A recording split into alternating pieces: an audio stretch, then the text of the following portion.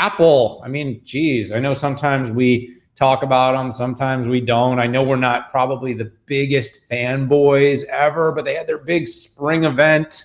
Pat, why don't you go ahead and kick us off with your thoughts? Yeah, so they had 7 announcements. Update to Apple Card, a purple iPhone 12, Apple Podcast subscriptions, 4K Apple TV with a new remote, a redesigned iMac with the M1, and a new iPad Pro. And I think what I want to focus on is the new iPad Pro.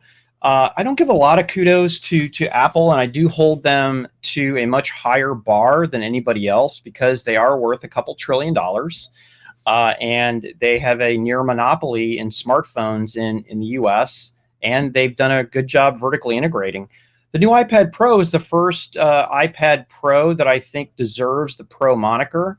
When I look at the processing power, the I/O, the keyboard, the ability to work outside of it, and I want to bracket this for professionals who want to have a one-step workflow, using the camera, using the pen, as opposed to maybe taking a picture and then moving it to a workstation, maybe using a Wacom pen, right, and then connecting that to your workstation.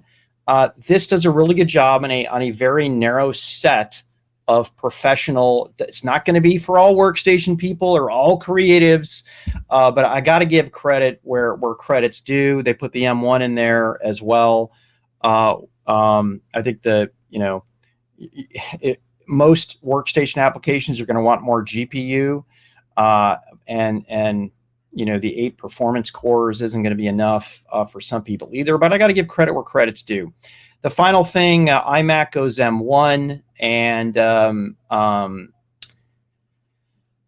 is going to sound really snotty, but the coolest thing I feel like Apple did on the iMac was the MagSafe power that it did, that I think is pretty cool. But there's a lot of places where they missed. The last iMac update was a decade long. They didn't put Face ID. That we've got fingerprint on the keyboard. It has a huge lip. Why? To make it thinner, I guess.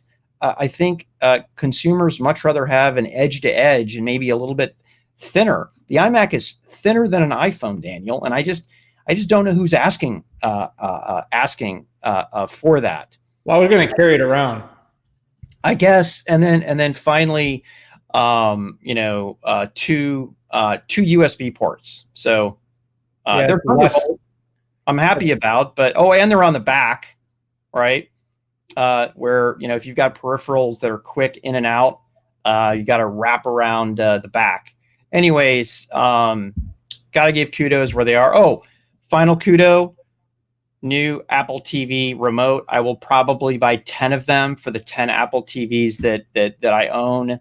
Gets rid of that horrible trackpad that pretty much everybody hates. Yeah, absolutely. I'll go quick because we got to tie this one off, and we appreciate everybody tuning in.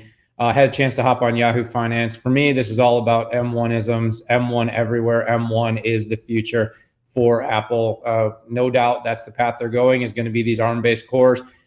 They talk about a lot of things as being there first and only and better, but I do need to remind everyone, Intel and AMD and others are doing a lot of the same things, a lot of the common and similar innovation, but the devices look good, Pat. And what I noticed from this event is what's old is new. And so these, they're moving more towards services and more towards all kinds of other things to diversify their business. The colors, I mean, heck, that's cool. I don't know. My kids will dig an orange iMac. For me, I was fine with the old silver and black. I thought that looked pretty good. Still have a couple on my desk.